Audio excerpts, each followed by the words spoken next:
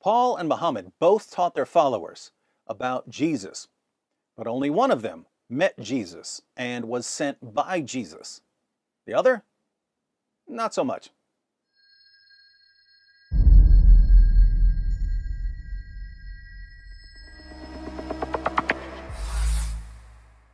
In 1 Corinthians 9:1, Paul writes, "Am I not free?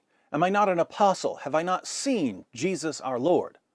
Paul met the risen Jesus on the road to Damascus, where Paul was on his way to hunt down Christians and bring them to Jerusalem to face punishment. As he was riding, he saw a light that was brighter than the sun all around him. He fell to the ground and heard a voice say, "Saul, Saul, why do you persecute me? It is hard for you to kick against the goads." Paul cried out, "Who are you, Lord?" And the voice replied, "I am Jesus whom you are persecuting. Now get up and stand on your feet. I have appeared to you to appoint you as a servant and as a witness of what you have seen and will see of me. I will rescue you from your own people and from the Gentiles. I am sending you to them to open their eyes and turn them from darkness to light and from the power of Satan to God, so that they may receive forgiveness of sins and a place among those who are sanctified by faith in me." An apostle is one who is sent. Paul was sent by Jesus himself, hence we call him the Apostle Paul. But Jesus warned his followers to beware of people like Muhammad. In Matthew 7, Jesus said, "Beware of false prophets who come to you in sheep's clothing, but inwardly are ravenous wolves. You will know them by their fruits." No one in history fits this description of a false prophet more perfectly than Muhammad. Muhammad came to Jews and Christians and claimed to be their friends, sheep's clothing.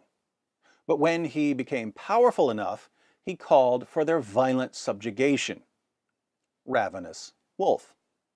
Jesus said that we can recognize false prophets by their fruits. Whether we look at Muhammad's life or the impact he's had on the world, Muhammad's fruits are not good. A 2014 study by the World Economic Forum concluded that 18 of the 20 worst countries in the world in terms of the gender gap between men and women were Muslim-majority countries. There have been more than 30,000 deadly Islamic terrorist attacks just since 9/11. Concerning human rights abuses, one of the most pro-Islamic news sites on the planet, the Huffington Post, writes, "Of the countries with a high risk of violations, Syria, Egypt, Libya, Mali, and Guinea-Bissau, feel free to look up the religious demographics of those countries, have seen the worst deterioration of their human rights situation. Geographically speaking, nations in the Middle East and North Africa account for the vast majority of the countries in the extreme risk category." Nations in the Middle East and North Africa. Now, what could they possibly have in common? Belief in Muhammad is what they have in common. So, if we know false prophets by their fruits, as Jesus claimed, we know that Muhammad was a false prophet the same way we know that this is an orange tree. Except that we have far, far more evidence for our conclusion about Muhammad.